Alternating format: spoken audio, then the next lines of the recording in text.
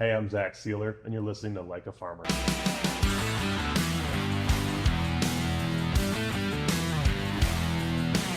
Hey y'all, it's Pat. Welcome to another episode of Like a Farmer, powered by AgAmerica Media. I'm really excited about today's guest, Zach Sieler with the Miami Dolphins. We're used to watching him kick ass on the football field, but now it's time to talk about what happens off the field. He owns and operates a hunting property here in Florida. We can officially call him a Florida man now. I'm excited for him to share these stories. New episodes drop on Like a Farmer every Wednesday. Continue to listen to us on YouTube or wherever you get your audio podcast. Let's get into it. Zach Sieler. Zach, thanks for coming on the show today, Thank you. man. Yeah, thanks for having me, you guys. Super exciting. Glad to be here and sit and talk with you guys. And look, I think now we can officially call you a Florida man because not only are you kicking ass for the Dolphins, but I just want to jump right into, is it Clay goalie? Yeah. So explain, how did that even come about? And Yeah. So that actually, we did just shut that down. We had the lease for 5 years. Okay. I can't believe how fast it went by. Time just flies through. But from that, we got a foundation and kind of learned. That's a whole different thing. But how Clay Gully came apart was my family, my grandparents have had a spot in Sebring, Florida, since the late '90s. And so for growing up from Michigan, we would take 75 south right to Sebring, and that was our vacations in the winter. Stay with my grandma and grandpa. It's a week or two, Christmas break, and just do that. And then I want to say late college, we had some time after the season was over. D2, the seasons don't go as long as D1. There's no bowls or anything like that. We're done before Christmas. We'd come down and just enjoy Florida, because Michigan's cold in the winter, right? You want to get out for a week or two. And we started hunting and kind of got into like Florida hunting in January, duck, hog, and all that. Met some people, and then through them, we met a landowner out here that was willing to do a lease with us for a 5-year agreement. And we leased a 5,000 acre cattle farm. So we started running Osceola hunts, deer, turkey, gator, everything, duck, everything in between you could think of for Florida. And total blessing. It was awesome to experience, learned a ton. And from that, my wife and I found what we want to do post-ball with our foundation and kind of blossomed into something like that. So it's really been exciting and awesome to see that grow. And I'm excited to talk about the foundation. But I want to back up because it's super cool, Zach, when you think about, you're from Michigan. Yep. And where does this passion for you wanting to be outdoors come from? Where did you, because it seems like, you had a family property back home in Michigan to seem like you spent a lot of time on. But, it's like anytime, and I'm living vicariously through your social media. If you're not on the football field, you love being outdoors and doing that type of activity. Where does that passion come from? Man, so we're from a small town, almost I guess you could somewhat call it a suburb of Detroit, Ann Arbor, Lansing, about an hour from each one of those. Dad and my whole family worked in the auto industry in Detroit, Ford, Chrysler, GM, all of them. And my parents were from Monroe, Michigan. They moved to Pinckney, where my hometown is, on a little half-acre piece. And then when I was 8 or 9, I think, they bought a 30-acre plot of land 10 minutes away. So growing up, we'd go out there, work with my dad, clear some trees, kind of start building a cabin and whatnot. And eventually we ended up doing a barn out there, which a lot of people actually saw in the Hard Knocks, which is cool to kind of see that come full circle. But we just were out there all the time. Geese, deer, all that stuff, ducks on the pond out back. And we loved going out there. I remember my friends and I would go out there on a random Friday. We'd go play paintball, just start shooting each other. We'd run around with our four-wheelers, motorcycles. We just enjoyed doing that stuff. And that kind of where it really sprouted from. And then just kind of kept growing from there. So it's been a really cool to grow up like that, and that's how I want to raise my son too. I love that, and I think it speaks volume. And I've had people like Parker McCollum come on this show, and he's like, I was raised a certain way, and we're calling it the rural America lifestyle. And that's just, being outdoors, trying to get away from the video games and spending more time outside and shaking a man's hand and looking him in the eye and opening a door from a woman. There's like a lifestyle to that, and it seems like men and women who grow up in that, they want to pass that for generations to come. I mean, you just mentioned it. You want to raise your son that way. Absolutely. My wife's from a very similar situation, just in Missouri. They're about a half hour, 45 minutes from Springfield, small town, farming community, everything like that. And so it's kind of cool. I mean, we met when I was in Baltimore, not even anywhere near either one of our hometowns, but the fact that she had that same kind of upbringing, and that she was so adamant on the same things, where she wanted him to be athletic but outdoors. And it's been awesome. It's just so cool to her and I growing together, and just as we raise this child now, and just seeing like, hey, yeah, we want to try to either homeschool or get him out as much as we can, get him running around off the screens, just doing whatever. So it's it's definitely wanting to pass that down from generation to generation and keep that passion for the outdoors there. That's awesome. Yeah. So when did football come into your life? Man, It had to be second grade. second grade. Whenever you could start in Michigan, whatever that was. Instructional football, it was the not tackle, but it wasn't flag. I can't remember how it was. They split the fields 50-50, you played, and then whatever. My dad coached me most of my life. That was a big blessing to have his guidance and leadership there. And he was such a role model for me early on. And then I played football all the way till senior year of high school. Didn't get small town. We really didn't have a big football program, which you'd think is kind of a small town staple pin. So we really didn't have a lot. I didn't have any offers coming out of college or high school, and ended up walking on a little D2 in northern Michigan, where kind of just found my way and just always had that love for football in the NFL, and then kind of being able to make that passion become a reality up there at Ferris was a real blessing. And you have a great path to where you are today, and I'm excited to dig into that. But Yeah. So you're outside of Ann Arbor, Yep. and you mentioned these. Look, Josh Allen and I started this show because we truly believe rural America isn't just a place; it's a lifestyle. Yeah. And you growing up in this small community, and it might not be a farming community, but Yeah. you know what it is? It's a blue collar Absolutely. community, Yeah, right? I yes. mean, the auto industry and the farming Yeah. industry, they have these same type of aroma when you think about the people that come from it. It's Yeah. just blue collar, hard, get her done, 24/7 Monday through Sunday type of people. And Yeah. so you grow in that type of community, but you're outside of Ann Arbor. I mean, was Michigan like maybe in your eyesight at all, like Man, where you wanted to go play? Or? I always enjoyed. I didn't watch Michigan State a ton growing up. I just didn't. I was outdoors, like really. I always loved watching the NFL, like football. I wouldn't say I was like a diehard growing up, where I had every jersey ever and everything. Maybe I went to 2 or 3 games growing up for the Detroit, but other than that, we really loved running around doing stuff. And I did sports year round. Football, wrestling, shot put and disc, stuff like that in high school. And I just really kind of always had that passion there. So, yeah. And you get done playing high school ball, you get 0 offers. Yeah. And it's just one of those Ferris States there, and you feel like you could walk on. My parents had a hunting cabin up there, or my family did. So I had relations with up there. I knew it. It was a small town. The town wouldn't really be there without the school being there. I think we had Walmart, Meijer, and that was about it. There was no airport. There was no nothing. I mean, it was a small town, about 2.5 hours from home. So I was far enough away where I was still like kind of going away to college, but I wasn't in my backyard. Michigan was too expensive. Michigan State was too expensive. I mean, yeah, it was the recession, what do they call that? 09, 10. Yeah. 07, 08. Yeah. Oh yeah, it killed our hometown. I mean, it's the auto industry. Like that was the heart and blood of our hometown. It killed it, and everyone was feeling that struggle. So going to college in 2013, I didn't want to go into loads of debt going into school, and I was able to get some tuition assistance and scholarship through that, not through football, but just through my schooling. So I'm like, I'm gonna go there for mechanical engineering. That's where I went to Ferris. That's what I went to Ferris for. It wasn't as expensive as the big universities, and it was still, it was an area that was somewhat familiar to me, which was nice.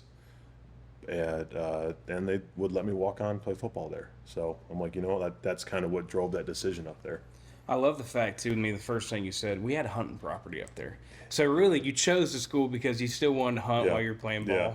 Yeah, growing up, so my dad got me, well, he got me a 85 K5 Blazer, old military K5 Blazer when I was 15, whatever, when I could first drive. I fixed that up. I put 6-inch lift, 37s on it. The typical stuff from a small town, right? Dude, We you had a got mud. to. I know, right? We had a mud pit in that 30 acres. We had like a little pond where we hunt, and we also had a little pit back there. We'd drive through that.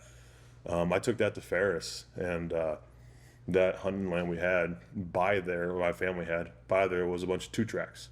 So we'd go out there, and I remember we'd go out there my first year or two. We'd go out there. We'd just go camping out there, just sleeping bag and whatever college kids get into, and stay out there overnight. And we loved it.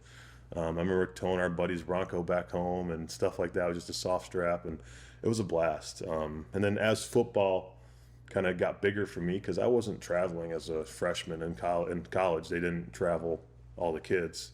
As a walk-on, I wasn't going to go any. They weren't playing me. They weren't traveling me. And for my first 2 years, I didn't do that. So I had some time on the weekends in the fall where we were able to get out and go do that kind of stuff, and it was a blast. But as football grew in college, our football season's in the fall. That's part of being outdoors in Michigan and enjoying hunting and everything. So that kind of took a back seat. And then it was cool to see that transition in college where I was able to kind of grow from the small town to really kind of, in like a small program, to really kind of becoming a big name at my college for football and kind of developing as an athlete. So I love that. I tell you, the favorite part about what I do is the storytelling aspect. Like, rural America is everywhere. It doesn't matter if it's in Michigan or Florida where we are today. Or I was just talking to one of my production guys. He bought a cabin in New York, right? I mean, when you think about New York, you think about the concrete jungle and the city and the Macy's Thanksgiving parade. Yeah. It's a great hunt up in New York. Yeah. So it's kind of cool to see the all walks of life of where they're coming in these small rural American communities. So you're at Ferris State, and you don't have any offers.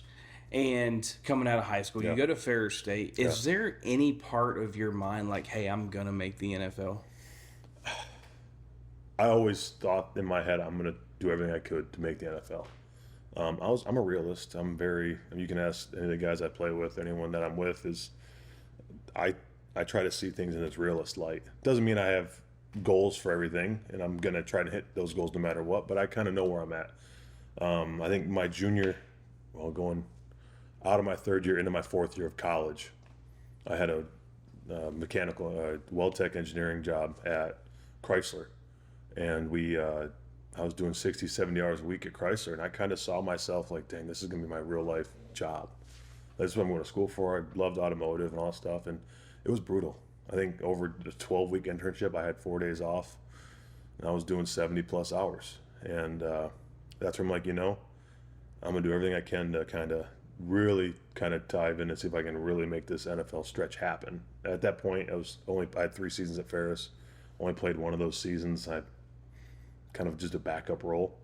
And then that 4th season when I was there, that's when I had that breakout year, you call it. I think I had 19 and a half sacks in one season, tons of TFLs and tons of stuff. And I will say that was a huge driving factor for me was, man, this is what real life might be like after football. And that's great. That's blue collar. That's how I grew up. And I was fine with doing that. But the fact that I had the potential chance of doing something with the NFL and with what I loved, playing football and being competitive like that, was such a cool piece where I'm like, you know what, it's not too late. Let me really kind of dive into this. And that's when I really kind of took that next step in college. And it was really cool to be able to do that. And now you've put Ferris State. I mean, it's like a family tradition now, right? Your younger brother, is he playing ball there too? No, he just graduated last year, so a year and a half ago. But he played ball there. He did. He was there for 5 years, 6 years because of COVID year. He was up there, and then, my whole family's been up there. They're up there all the time still, so, yeah. That's awesome, man. They still have the land, yeah. So you have one breakout year, and in your mind it's like, okay, I think we have something here. Yeah. The draft, you're leading up to draft day. Yep. Baltimore picks you. So explain that day, like it's draft day, you may or may not be getting drafted, right? I mean, it wasn't a guarantee. No, those late rounds, I mean, anything past 5th, it's kind of like, depending how the draft goes, you could maybe go 6, you could go undrafted. Like, it's so up in the air. And you're getting calls before the 7th round started, I started getting calls about, hey, look, would you guys, me and my agent, he's like, hey, would you sign here if we don't pick you in the 7th? It's like, well, look, the 7th's not even over yet, and y'all still have picks. Yeah. Like, let's make something happen. And Baltimore pulled the trigger, and I did 2 years there, and the draft day was crazy because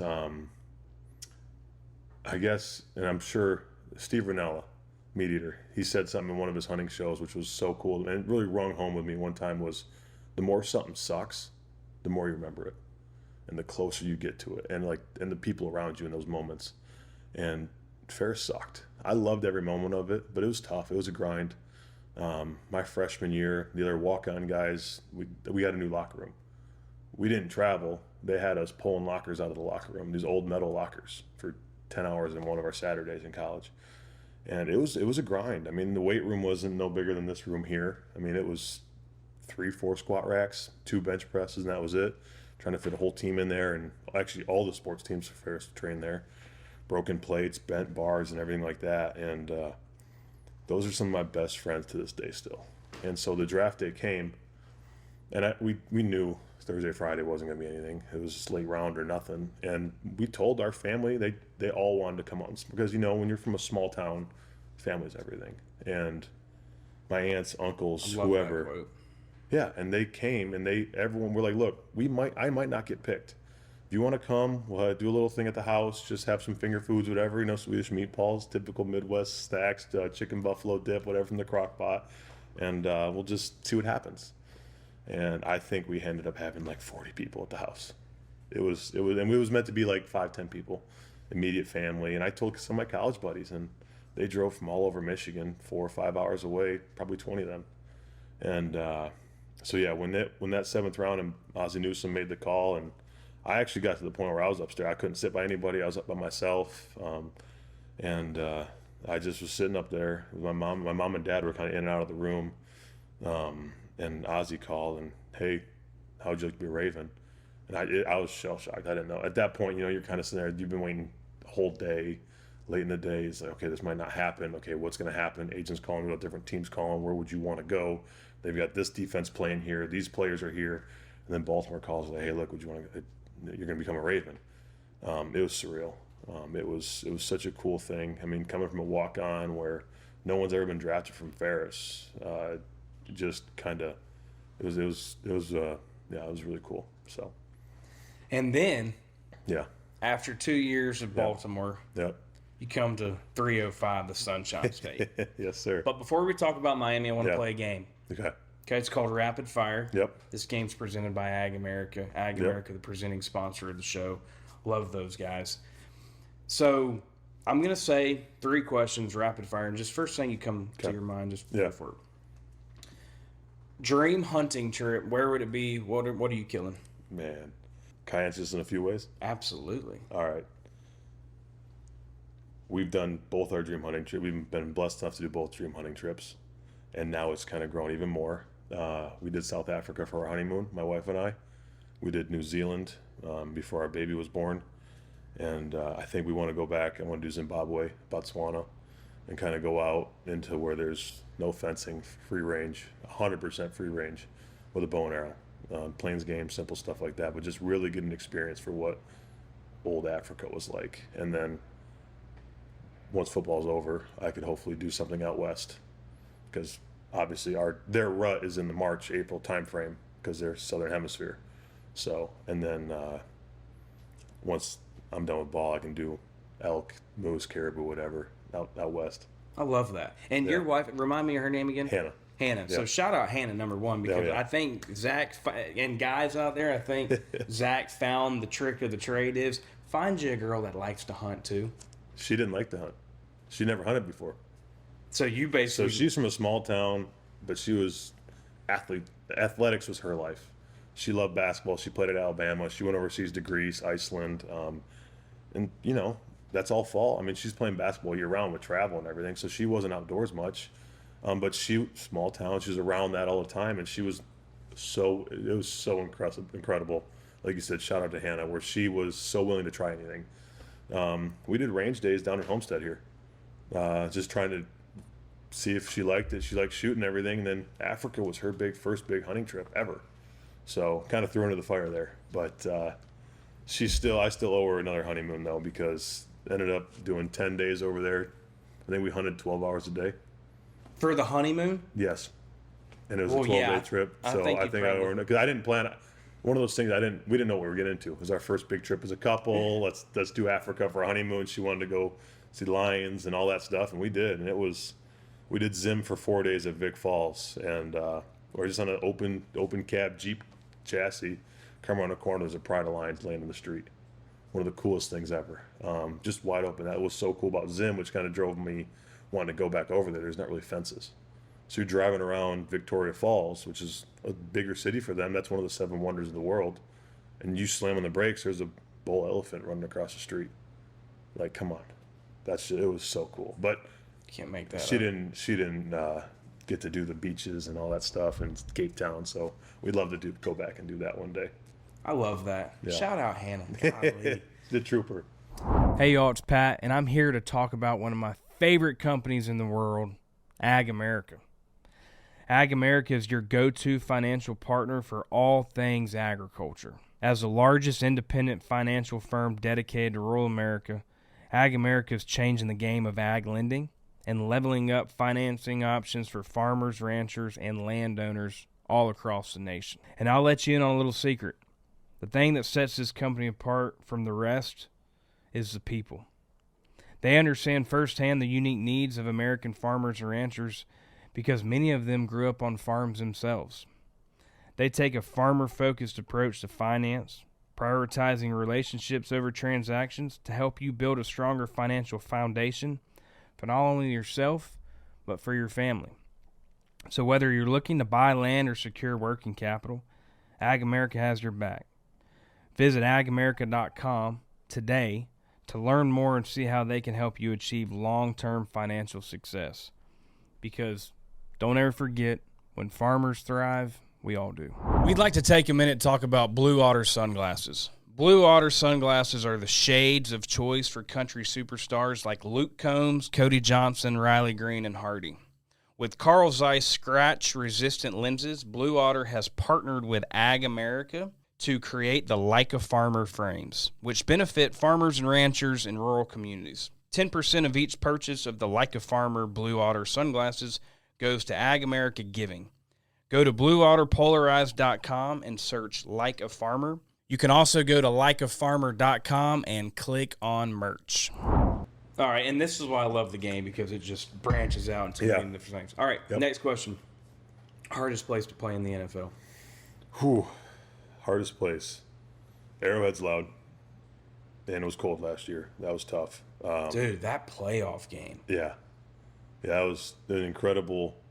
Being from Michigan, and we played at Michigan Tech, which is, I don't know how many people are going to watch this, but we were up in the northern Keweenaw Peninsula of the UP. We'd go there every year or two. It'd be 10 degrees, 3 feet of snow. That Kansas City game blew that out of the water. That was the coldest I've been. That was tough. But you take the elements out of it, just standard, just hardest place to play. I'd put Kansas City, and Seattle gets loud. Seattle's pretty loud too. I feel like I've asked that to 3 or 4 of the players that have been on here, and Seattle's always up there. Yeah. I mean, they've got it figured out, especially the fan base. Yeah. Best restaurant in Miami? All right. Totally not cliche, but there's a little Irish pub just north of us. Great food, home style. I mean, you feel like you're going to Ireland or Scotland. Yeah. The Fields Irish pub.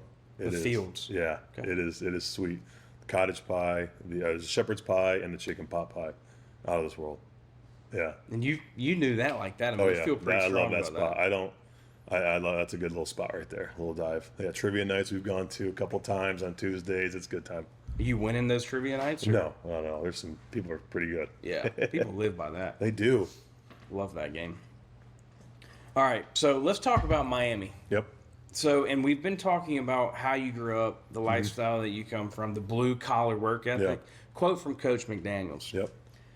This guy is what any NFL player should be, and that is a guy that has earned every single dollar that he has been given. Because congrats on you. Secured the bag I not too appreciate long it. ago, maybe Thank a you. year ago now. Yep. And he's spot on, even after talking to you for only 30, 35 minutes. Like, Yeah. you have earned every dollar that you've made. Mm-hmm. So you come to Miami. Like, how do you feel leaving Baltimore? Because you didn't play a true game snap in Baltimore, correct? I did. Okay. My rookie year, I had 3 games, 17 snaps. Okay. My second year, I was cut after camp, cleared waivers, no one picked me up, signed practice squad. 4 or 5 weeks later, I was bumped up to the 53 in Baltimore. I was on the 53 for most of the rest of that season, and I think there's 4 weeks left. It was a Friday before that fourth to last game when I got cut the second time, and that's when Miami picked me up. But yeah, I mean, I maybe had, let's say, 30 snaps in Baltimore, 30, 40 snaps in 2 years. Correct. So, and then your mindset, same kid coming out of high school Mm-hmm. that had 0 offered. I mean, how do you build up motivation and work ethic to come to Miami and kind of earn your spot? I think it's a I don't know how much some people don't understand what the waivers are like with the NFL. I mean, I was cut Thursday, 4 o'clock in the afternoon, leaving work. That's just how it goes. Waivers cleared. That's how it is. It's fact of the matter. It's life. I think I was on a flight that night at 9 o'clock at night, Thursday night. Show up in Miami, 11 o'clock at night, 6 a.m. the next day, Friday morning. You go to physicals, meetings, all that stuff. I'm at practice Friday in Miami. So it's kind of a whirlwind. You don't really know what's going on. You're trying just to find your way at this point. It's like, and that's, I think what the turning point for me was, I didn't know the place in Miami. I've been there for less than a week. I started playing that next week. Cincinnati was my first game, I believe. No, it would have been Giants, Cincinnati, Patriots were the last 3 games that we had. And I'm like, they know I don't know the defense completely. I knew what I could. I mean, I would like to think I'm a smart player, and I try to know everything about anyone that's up front and what's going on. And I'm just like, you know what? Let's just go out there and just play ball. So took some chances, made some big plays, and that kind of gave that shining light to Miami, which had been Coach Flores at the time. Hey, this guy might be useful down the road, or might be able to grow into something. So then signed a 1 year in Miami, spent that whole next year in Miami, just growing and learning. New DC came in, or was reassigned, but came in, made sure I knew that defense inside and out, and just tried to make sure I knew every opportunity I could on what plays to take chances and take shots, or learn how to make myself fit the scheme as best as possible. And just from there, just kind of kept growing as a player, working on my craft. So yeah, and then just Miami's given me the opportunity over the years to keep playing, and they re-signed me that November, and then just last year we did another extension. So it's been a big blessing. It's been huge. Yeah. And like you're thriving down here, man. I mean, you're on the field, you've been fantastic. Yeah. You're finding stuff to do off the field and making an impact within the community, which is great. I'm excited to talk about. But like when you hear a quote from a McDaniels of this guy's earned every single dollar he's been given because of his work ethic, like how does that make you feel? What are your thoughts on? Honestly, like it's people talk, you play for the front and the back. Like you play for your name on the back, but you represent the team on the front. And it's true. And like that's kind of how like I've always played for my family. It represents not just me, but my mom and dad, my grandparents, and where we came from and how we got here. We weren't a sports. I mean, my grandma and grandpa came from like Bluegrass, Kentucky, went up to Detroit for the auto industry, grew up there. Mom and dad was there. I think he was one of the first ones to go to college in his family. He wrestled. That was he was good. And so he was a beast. Oh yeah. I mean, you felt passionate about that. Like he wasn't my coach in wrestling, but he was. But we had a different coach in high school. But I was the biggest kid there at my class, I guess. He would show up after work, and him and I would wrestle at practice every day for all of high school. And he was Olympic backup. He did he had some accolades in wrestling for sure in the 90s. And so he was the first sports, I guess, person in his family. And then to be doing football and kind of take that even farther just shows just the growth and just the drive and determination that was instilled in me from my family over the years. So, yeah, it means a lot. Yeah. And you think about playing for that team up front. I mean, the hype around the Dolphins right now is just fantastic. Yeah. Defense side of the ball, you lose Wilkins. You feel like we got a good replacement with him right now? Because it's been great.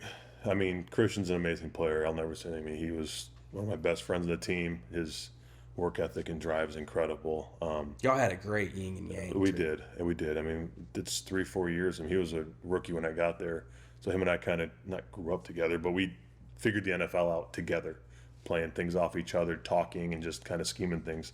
And, yeah, it's a big adjustment. But I think with Anthony Weather coming in, with the signings we had, Calais Campbell, and then guys like Deshaun Hand, other guys, Tierra Tart coming down, just in the D-line side. But with Austin Clark, our D-line coach, and just everything we're doing, I think they've done a great job of kind of building the defense up, and it's exciting, man. We got a lot of names in here that are just ready to work and want to play ball.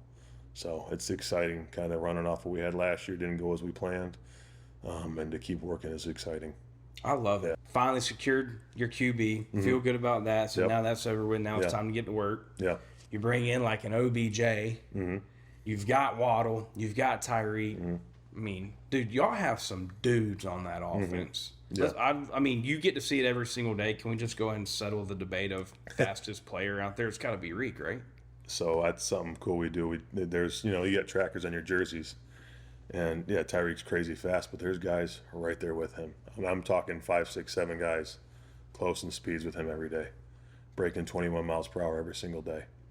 It's cool to see both sides of the ball, the speed and the quickness, and just guys flying around every day. And that's what something Coach McDaniel harps on is we're going to be out there. We're going to be working at full speed, and guys are, and it shows. Yeah. So it's been really exciting. If you had to give kind of a prediction for this year for the Dolphins, if I said, hey, give me a 30-second just overview of who the Miami Dolphins are going to be this season. Man, I think what we want to work on is being a fast and physical team, and at the best of our abilities, just play every game our style of football. I love that. Yeah. I'm excited. I mean, I mentioned, Blake's been on the show. We both love Blake. I mean, I love having you on the show, and like y'all have so much hype around this team, but when you get to know this team, it's just a bunch of dudes that want to play ball. Yeah. That come from all walks of life, and I love it. And it's just that grit, hard work lifestyle, man. Yeah. No, that's what's so cool, and that's what's always I've loved about football too, is you get so many guys from different walks of life that can join and come together where typically they would never do that. Getting to know guys and you're with them more than you're with your family, and these guys become brothers, and you just really the work ethic and just the time put in together, and kind of circling back to camp socks. Like, no one's loving camp every single day, but man, when you're there with those guys and you're going through it, and like you just make some of your best friends out of it. And that's where those teams get that tight-knit bond where you want to play for yourself, but as much as you want to play for yourself, you don't want to let the guy down next to you. So, yeah. Love the division, too, that you're in. Oh, yeah. It's a fun division. You want to talk about hype? I mean, right. Yeah. Obviously, you got my boy 17 in Buffalo. Yeah. Yep. And all the drama going around the Bills right now, is Josh overrated, blah, blah, blah. And just the people, I mean, I could go down a rabbit hole. You've got Rodgers coming back with the Jets, and then QB situation in New England. We'll see how that goes. But you can't. I mean, you talk about rivalries within a division. I mean, especially right now with the Bills and Dolphins. Obviously, me. I love that, being a little biased, but I feel good about that division. I mean, it's just fun to watch. It's fun football. Yeah, it's been awesome to play in this division and just go against some of these guys. I mean, it's a good ball going down, and it's been exciting to play multiple times. I mean, we played the Bills 3 times a year for the last 2-3 years now, I think. That's true. So, yeah. It's a great point. Yeah. You've been kicking ass on the field. Keep that up for sure. Off the field, talked a little bit about the foundation. Yeah. Just give everybody a rundown on what that foundation is and the goals. Yeah. So it kind of spurred off of Clay Gully and just kind of being outdoors. We actually had a kid that was a quadriplegic come down. Had a bite plate to shoot his rifle. He came down and did some iguana hunts, some hog hunts with us, and it was such a just such a cool thing to see and be able to give that kid an opportunity to get outdoors, give Waylon an opportunity to get outdoors and go hunting where he typically wouldn't. Like if someone's in that situation, it's tough to be able to get outside, and you can't scout for land or whatever because you're relying on your oxygenator and all these different things. So to be able to give him the opportunity to go hunting kind of spurred Sieler Safe Haven, where we really wanted to be able to get kids outdoors and not just hunting, but just get outside. So we weren't able to get this done with Clay Gully in the 5 years we were there. Just it happened. I think we opened up 2 years ago, and just with timing and different things, trying to get everything settled, we weren't able to do it out there. We're actually looking at some property in Missouri to kind of get this going, and we want to start doing like youth camps outdoors, where it's an archery class, or it's just going outside and doing horseback riding, or just getting kids off their screens, which is kind of what we talked about earlier. So it's working with the local high schools or middle schools or whatever, Boy Scout, Girl Scouts, and getting kids outdoors. We still want to be able to have it set up to be able to do hunts for kids that can't typically do it, wounded warriors, different projects like that, first responders. We'd love to be able to help that stuff out. So that's kind of what we've spun into and where we see ourselves going. So hopefully we can get all this set up by this October, November, be able to get some at the end of hunting season in for a couple people, and really spin this off into a really cool post-football plan where we can kind of really, I can dive in and help take people out and just hopefully spark a passion in kids' lives to be outside. Dude, I love that. Yeah. I mean, then I go back to what I'm saying about the storytelling aspect and why I love having different types of people come on the show. I mean, that right there is why you're sitting there today. I mean, your passion, you're doing great on the football field, and that's your career. Yep. But when it comes to your passion, and your passion is being outdoors and showing everybody that lifestyle. Yeah. And I keep going back to it, but, I mean, why do you feel so strongly about that? I feel that God's given us this earth to live with it and not against it. And I know progression and everything is needed. Cities are needed, all this stuff's needed, but the pieces of land that we have left that are still there, that are untouched, or that you still have deer and turkey and whatever roaming free, to be able to how to live with that land and manage it and work with it, and teaching that conservation. I mean, hunting's conservation. It's not going out there getting the biggest kill. Like, yeah, everyone loves getting a big buck, right? But it's conservation of the land where, okay, we have this much land left. We got to make sure that there's not deer heavy, it's not turkey heavy, it's not wolf heavy. And being out there and just to be able to get outdoors and do that kind of stuff and teach kids and the next generation, that is so cool, I think.